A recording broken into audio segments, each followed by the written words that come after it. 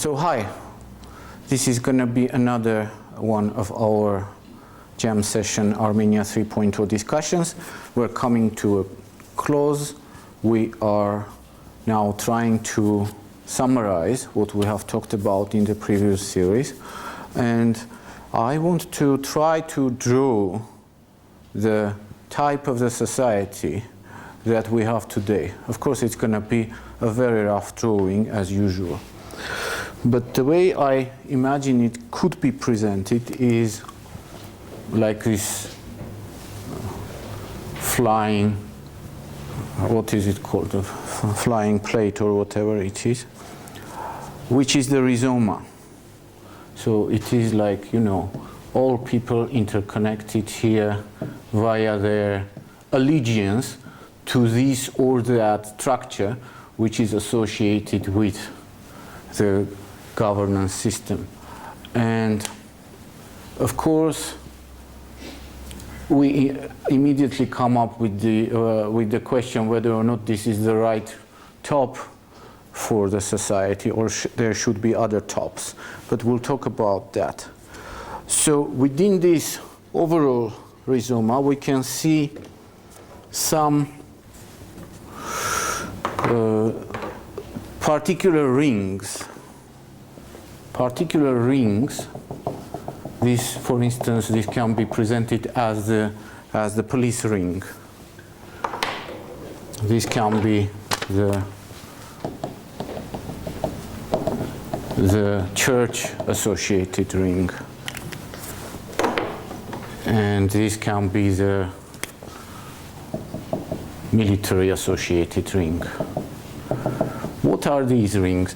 These are particularly strong structures within the rhizoma where people who enter this area, like in the Armenian Apostolic Church service or police service or military service, they become also participants in the political economy of the country via other means and ways.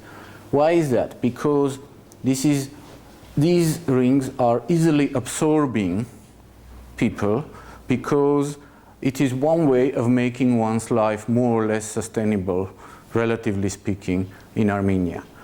Because at least two structures are paid from the state, and a church in itself also gives several opportunities for people to survive. So you are somehow making the ends meet merely via engaging in one of these structures.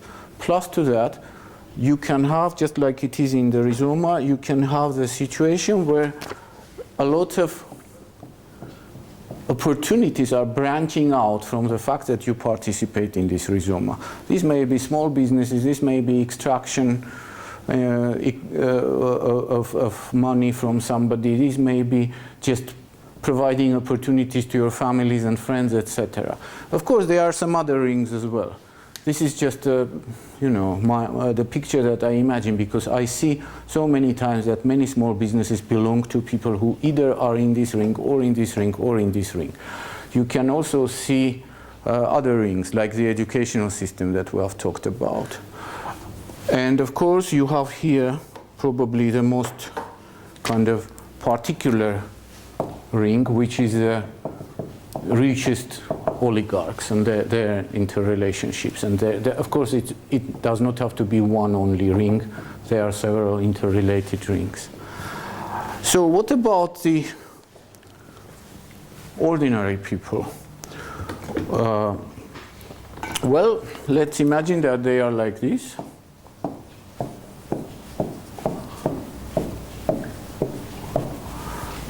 They are everywhere, right? Our entire broadcast has been telling the story about the duality in the soul of a typical Armenian citizen, be that in the 20th century, be that in the 21st century. This duality, I'm going to draw a coffee bean-like duality. So it's one way of looking at it is like this. So on one hand, you have to participate in something unfair, in something which is either legally or ethically incorrect. On the other hand, you try to be a nice person within the limits that are left to you. So this is the issue, which we talked that in the situation where it becomes extreme, it leads to some kind of a social schizophrenia. In the situation where it is, in other situations, it's mild. It may have a milder form. In fact, of course, this picture shouldn't be presented like this, but rather something like this.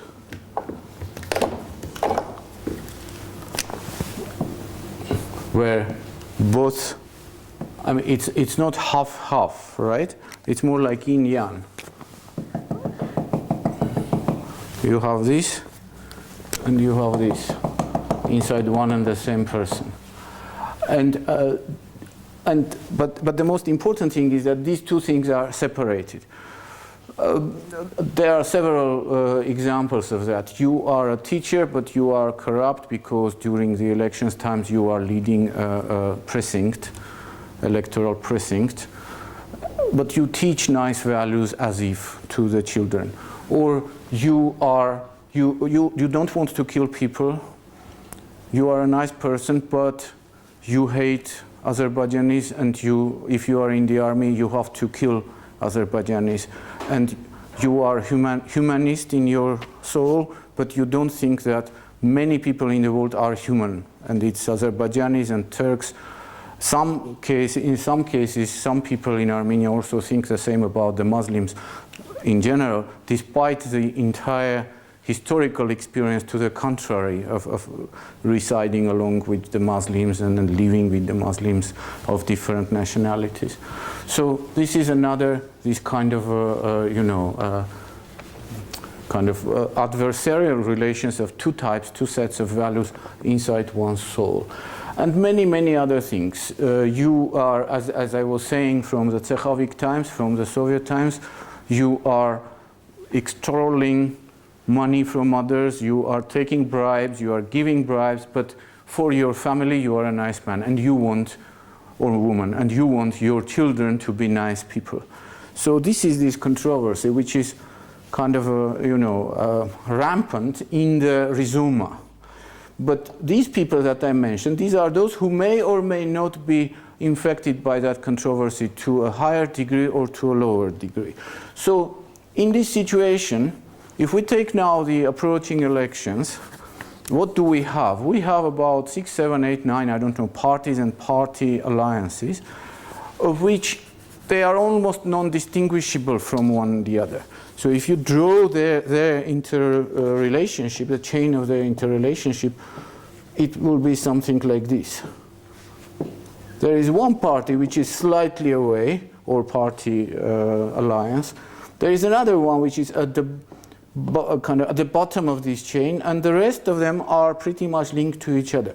So if you are looking at the elections from the perspective of the Rizoma, you can say that the main aim of these elections and of changing the governmental system is to strengthen the Rizoma. I've already talked about that. So that if previously only this circle was in charge of governing Rizoma, now it will be this entire circle, or a part of it, whoever enters the parliament, which is in charge of governing the Rizoma. So the Rizoma will in fact expand, strengthen itself, become stronger, and there will be even less niches for this kind of people to survive in this society. That's where this situation is being headed towards, in my opinion. Now, what should these people do? Obviously, they should create alliances between each other.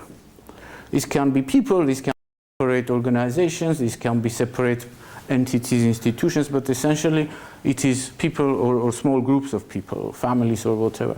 So they have to build alliances with each other, and they have to build so-called islands of not belonging to the Rizoma. That's the only way that they can resist to this. And the Rizoma is, as I said, it's getting everywhere, right? So it's very difficult to keep away from it. So this is a challenge for these categories to build these kind of alliances. But essentially, that's one of the most sound strategies to survive in this situation without becoming a part of the rhizoma and without sacrificing your values and somehow keeping some energy to move towards change of the society. So the eventual result of this would be if other tops are being constituted thanks to these islands reuniting, so that if it's no more so visible and distinguished that this is the so-called power elite in the society, that there are other recognized elites. Why is it now quite impossible? Because in the situation of collapse of all of the possible trust and values, the triangular or the pyramidal shape of the society is the blueprint which is in everybody's mind. So whoever has political power, the power for violence, is considered to be on top. If we move towards this kind of society, that means that we will have some things that today are quite lacking, which is a cultural elite, scientific elite, I don't know, any kind of other elites, who have quite some power, which is not necessarily installed via violence and via building the rhizoma, but who have quite some power and can influence the kind of movement of the society forward. The last thing that I want to say about this situation and this controversy between this type of people and this type of people is that it's the so-called the problem of handshakability.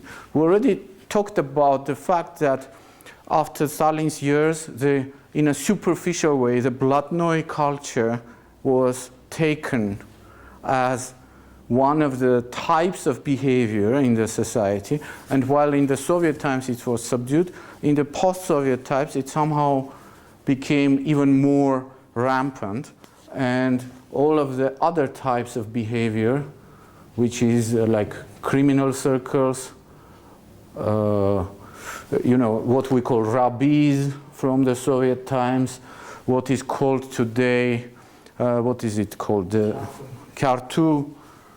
All these types are associated, obviously, with the Blatnoy culture. And we have talked a lot about the donos, the tuchtgerel in Formekivra, to write a paper, as they translate, if you translate it into English, about the kind of this renunciation culture. Now, it is very interesting that in the Blatnoy culture, that Blatnoy culture is not the one which accepts donos. It's to the contrary. It's the one which denies the right of people to donos, which doesn't encourage donos. It encourages keeping everything inside. It encourages the being devoted to one's ring, being devoted to one's mafia. It doesn't encourage to speak out. Why is that? Because in the Soviet Gulag system, you had the system itself was built on donos. So people were being beaten up, were being tortured in order to sign up as if they have committed crimes, or to give names of their acquaintances, friends, relatives, to bring as many as possible people into the Gulag system. So donos was encouraged by the authorities. Well, the Blatnoy culture is originally something which is against the authorities. Blatnoy in the Gulag system means a thief-in-law who doesn't participate in, he doesn't take orders from the Gulag system administration, doesn't participate in public works. He has a codex, he has rules to follow. That's why it's called thief-in-law. They are the Blatnoy rules. And some of them are never cooperate with the authorities. And those who cooperate are called frayera or something else. So why is it that it's not the Gulag system itself that has been inherited psychologically or as a value system, but the Blatnoy culture? Because it is also it had an element of resistance in it. So when the Blatnoy culture comes to top, when the Blatnoy culture becomes governing culture, then what happens is that speaking up is discouraged. So donos, it is perceived as donos. So this is a typical situation which many of us may have been experiencing since the school times, when one child is beating up another child, and if this child reports, his friends, his schoolmates are telling you are, in Russian it's called yabida, you are gortstavoch, a snatch, yeah.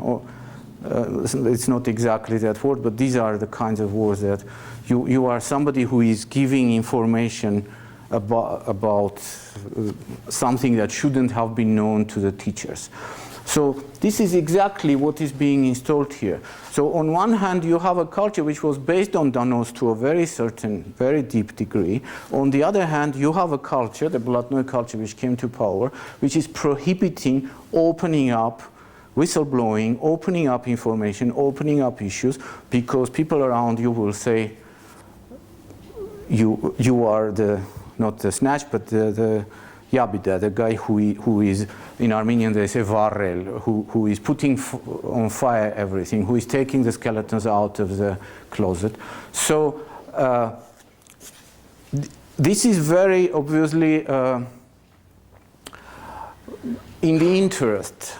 This very much corresponds to the interest to the Rizoma culture, because that means that you cannot really speak out. And that's why the public space in Armenia is not in a good shape. That's why they very often say that there is no public opinion in Armenia. When you measure public opinion correctly, it gives a horrible picture. Like 3% of people only trust the president, the police, the media, the NGOs, the medicine, everything, 3% only, as CRRC research shows.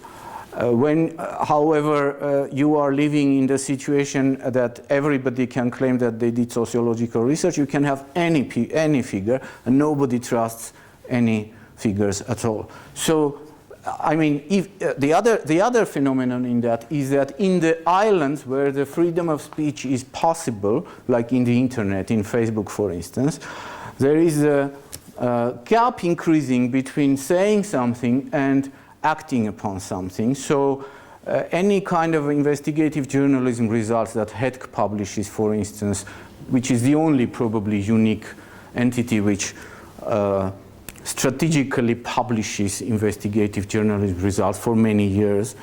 Any kind of other disclosures that take place in the public sphere or in the remnants, in the elements of the public sphere which exists, they don't lead to any results. So people who have to be prosecuted for being corrupt, they are running for parliament seats, etc.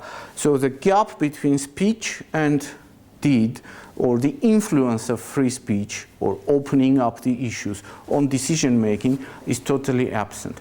That's another phenomenon here, which again, the only way to obviously to overcome it is to establish more and more connections between these islands, to the extent that these alternative elite structures become more capable of action, and it can be done in different ways.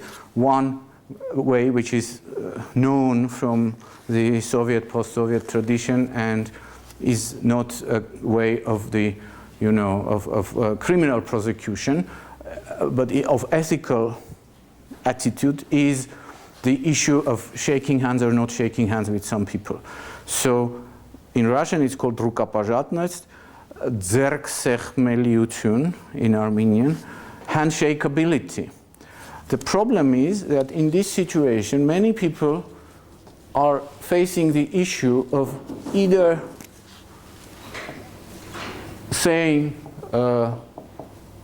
hello to these kind of people or not saying hello to these kind of people. And this is a big issue, of course. So in this blatnoy culture, those who want to keep away from being blatnoy have to think about whether or not they are going to a compromise of participating with people who are like this or who are like this in anything, in work for reform, in just living in the same space, relating to each other, etc. If you have strong public opinion, sometimes this kind of anti-handshakability of somebody can become a good lesson for that person. But you don't. There is no strong public opinion. So even if people build these semi-networks, partial networks, these small alliances between each other, and they support each other, but when they are meeting these kind of people, when they are meeting these kind of people, very often they have to go to a compromise. For instance, I personally have built for myself a compromise which looks like this. I don't shake hands with people who are most likely either killers or people who gave orders to kill. I don't shake hands with people who have stolen from the society X amount, something which is equal to X amount of money. I don't have that amount in my mind, but it's a big amount. If we are coming down to somebody who has stolen $10,000 approximately for a good cause, for a compromise solution to work on something, I may have to swallow it and shake his hand or her hand. And if it's somebody who has given bribes, because they were forced to, I'm even more tolerant toward these people, though I would prefer them not to do that. It is very difficult to live in this society and not to do that. So this handshakability issue is another very interesting issue which is present in this society. So when the diaspora people come here and are very happy because they are being met by high-level people who are on top of this rhizoma pyramid, and they are very happy because they are being invited to some parties with these high-level people. I don't know if they realize or not that very often they are shaking hands, which is better not to shake. I think in some cases they realize, but when it's far away, when it's distant, when it's not your own country, when you don't know it from the inside, you somehow overlook that. But I wouldn't be able to do that when it comes to these kind of people, either in my country or in any other country. I mean, if you are talking about the European politicians, very often it's not a problem. These people have never really killed anybody or given orders to kill anybody. It's quite rare, right, in European politics to have this situation. And even if it is this situation because an army is sent somewhere, it is very much legitimized by several other considerations, though eventually it's again not very good because it is people who went somewhere and participated in killings. It is slightly different in America because you had the Guantanamo and all that stuff. Of course, we should take into account that it was after 9/11. And in general, the United States is quite different in terms of the political violence. But in our part of the world, it is very rare to find somebody who is either in Armenia or in any other post-Soviet state or in any other surrounding state, not even necessarily post-Soviet state, who is here on top of this pyramid and has not participated in committing legal, legitimate, according to their legislation, or illegitimate gross human rights violations, gross crimes. This is something that one should take into account when dealing with this situation. So the healthy part of the society, it's being squeezed off. It leaves the country. Of course, not only the healthy part leaves the country, but many of them. It's getting smaller. It's shrinking. So that's one of the biggest problems here. And the other, maybe the last kind of value element that I want to mention in this respect, in the blatnoy culture. One was the prohibition of speaking out, of whistleblowing. The other was the issue of handshakability. And the other one, which is very much again connected with that, is katrel, is to let down. It's to renege on the commitments. Because of this trust collapse, or rather the other way around, the causal relationship here is like chicken and eggs.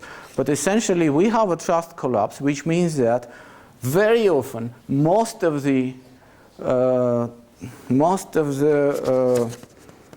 accords, agreements, are likely to collapse. Nobody trusts nobody, and people are ready to renege on many, many, many agreements. An example from my day before yesterday situation, where somebody is doing renovation above my apartment, and it's very noisy, and I say to him, please don't throw the շինարարական աղբ, the construction garbage out of the window in the car, in the, what is it, the car, the lorry, yeah, because then all of the dust will come into our apartment. He says, yes, yes, of course, I will use this other window, which doesn't hinder you. But then he brings the lorry right there and does exactly that, probably with pleasure. So this thing to renege on any kind of accord, to kind of express the anti-humanness of lack of respect to the other, is rampant in this society. But as a consolation, I should say that in some other post-Soviet societies, you have some other places where it's even higher. And it's wrong to say about the big societies as a united place, because Russia, for instance, can have very different types of behavior in different parts of Russia. But I have seen in Russia such level of the same inclination to let each other down, that in Armenia you still have a better situation. Why? Because it's a smaller society, and people are not alien to each other. They may be interconnected with each other. And when you start speaking, explaining that element, that, you know, today you didn't follow our agreement that you will not dust my apartment, and tomorrow you may be asking me for something, for instance, to teach your children or something like that, and then I will do the same with you.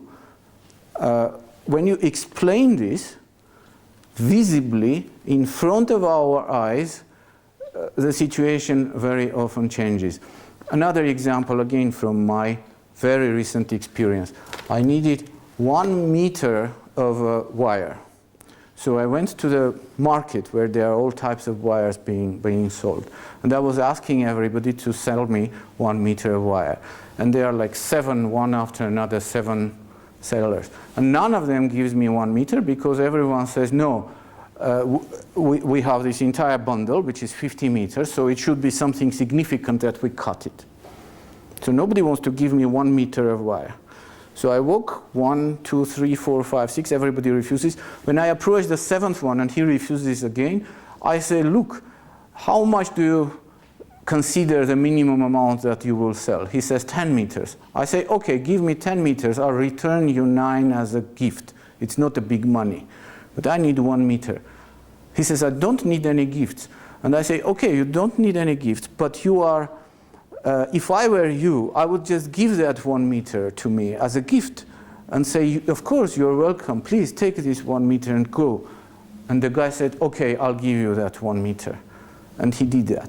So in front of our eyes, and there are other people present, the guy realized the level of pity, lack of normal attitude to the customer or to just another Armenian, another human being that was taking place. And he changed his mind. Now, I'm sure that if we would do the same with 7 of these sellers, probably 3 or 4 of them would do the same as this guy did. So it was just because I wasn't daring to ask the first ones. I was thinking that I'll find it. That's why it was happening. So this culture thing, and of course, the one way out of it is education, that we will be talking about next. But before I move next, because I think I've finished the entire picture. It's quite daunting, but it also has some hops to go forward. And now we're going to talk about what to talk about what to do and how to do things if we do things. So this is kind of we're approaching a watershed between diagnosing versus what to do. And again, we're not going to talk in many details on what to do, but again, some kind of some methodological suggestions and summing up of some of the stuff that has been said in the previous series. But if you have any comment before that, please go ahead, and I see Mikhail wants to comment. Yeah, actually, I have one comment related to, if I may come to the whiteboard. Actually, the problem with creating this new rhizomas or new anti-rhizomas, whatever it is a structure which requires resources. The problem is that these subjects are obliged to feed this structure.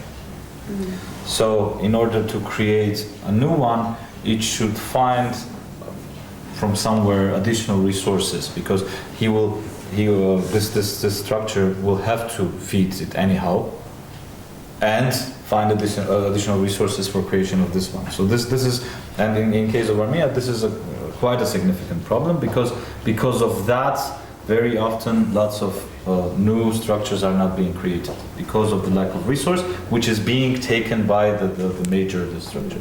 And the second thing I wanted to say is that after the collapse of the Soviet, Blatnoy came here, but came in the form of the Soviet structure. So Blatnoy filled the Politburo structure, which makes the situation even worse, because it completely destructs the whole logic of building relations, making decisions, etc., etc. So the thief-in-law rules that also have some piece of justice inside, etc., etc., are completely destructed because of being filled in a completely different form, which doesn't have this justice system, or has something that is completely different. So the situation is even worse. Thanks. Yeah, it is a theatrical, it is a facade reality. We have talked about it, and we're talking about this duality, that one thing is presented instead of the other thing. Indeed. As for the resources, the only way for resource acquisition, resource accumulation, if this is the way, in the situation of behavior of building alliances, islands of change, islands of alternative situation, is the more people join into the network, the more resources being freed up. So in general, that's the direction. It is a never-ending game. It is not so effective. It's always much more effective to destroy something than to build something, and it's more effective to be violent than not to be violent. So this is not a very effective road, but if it takes place, then resource starts accumulating gradually, because when we're talking about these islands, we're also talking about many small-scale businesses. Business people who don't want to engage in this rhizoma, they are trying to be somehow away from it. To a certain extent, they are in a compromise situation, but in the majority of cases. Yeah, but they are still they have this positive value, this positive capacity. Okay, Bella, you want to say? A small thing to continue what Mika has said. I think in case of Armenia, this is the case where numbers matter, because when you look into Russia or Belarus, people are living, but still in amounts, there are still big societies. There are 1 million people who are left. In case of Armenia, when you have, let's say, 3 million people, and those who are living, as you said, quite often are those independent people, and then it becomes very, very difficult to generate, especially when, to me, it is deliberate strategy also to eliminate those deliberate. It's not just it happens because it happens, but this rhizoma or the top of rhizoma is deliberately working to eliminating all these kind of elements who are not part of it.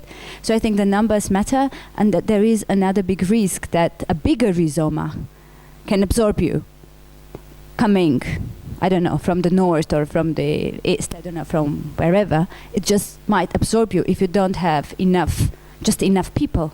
It's not just about resources, but just physical people who all leave or become part of rhizoma in this way or another, or they just get demoralized, if we can call it so. I mean, people who are simply have no moral resources to resist. So I think it's even worse. I think in terms of the Blatnoy elite that you talked about, I would also argue that in this past 25 years, the Blatnoy elite has been also combined with national, traditional behavioral patterns of Armenians, and it's now some kind of a mix with Blatnoy part and this national behavioral, traditional patriotic national behavioral patterns. And I would argue also that the Blatnoy part is decreasing and the other part is increasing, because, for example, the role of women, one can say that in Blatnoy culture, the role of women is much bigger, and women are much freer than in Armenian Blatnoy traditional behavioral pattern mix. So yeah, I think the Blatnoy part is decreasing, the other part is increasing over time. Thank you, Rob. The issue of Blatnoy culture is a very important issue in social sciences, because you have to look at its origins in the Tsarist Russia, in Odessa. The one source of its origination is this kind of Jewish or facade Jewish circles, again, people who were marginalized. But a very important push into that came from Central Asia, Azerbaijan, and Caucasus during the Soviet times, and also North Caucasus and South Caucasus. I've seen numbers about 10-15 years ago that the biggest amount of prison wards, camp wards, vertuchais in North Caucasus were people from Ossetian nationality. Why? Because they were Christian, and they have been historically pro-Russian nationality, mostly. They are not all of them Christian, they are divided, but a major part of them is.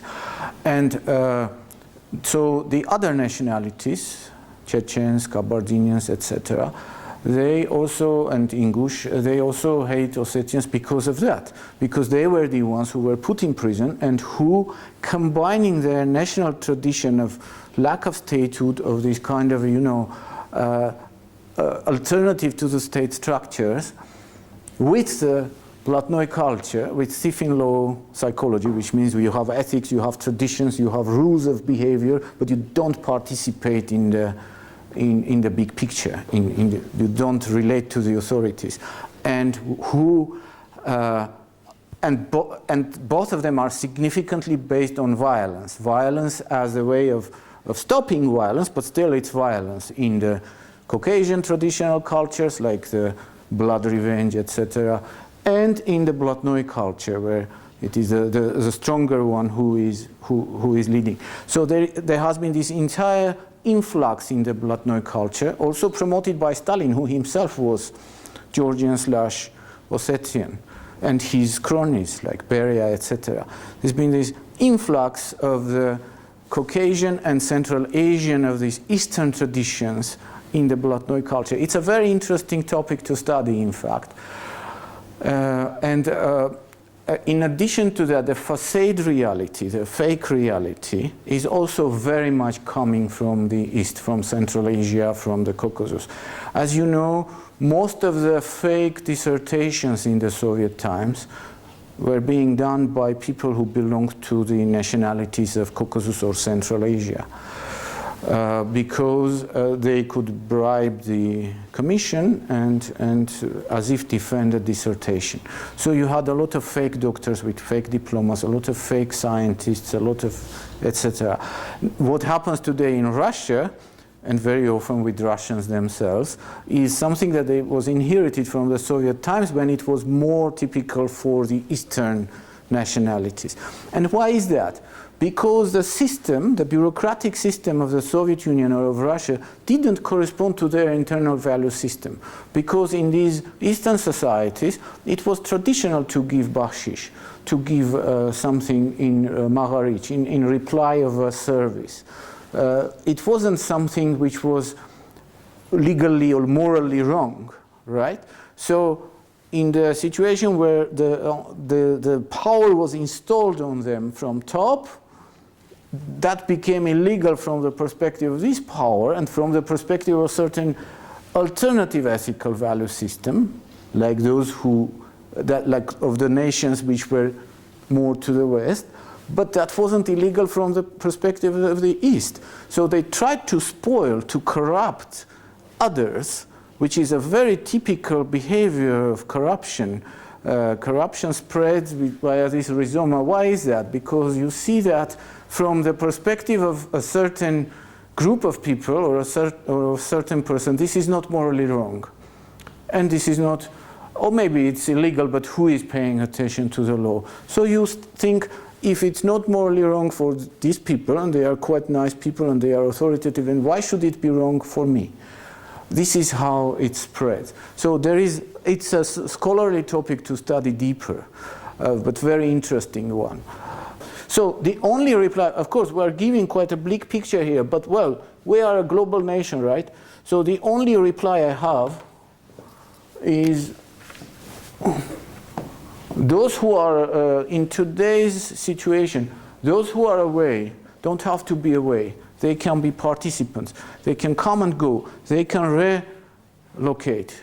And that's why relocating here, in any case, is the right choice for the diaspora to help Armenia. Just visiting is not enough.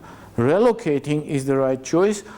And again, you know, diaspora too, you can have these kind of people in the diaspora and you can have these kind of people. And we have talked about that many people who left from Soviet or post-Soviet Armenia, they took their criminal and blood-noy traditions with themselves to the West.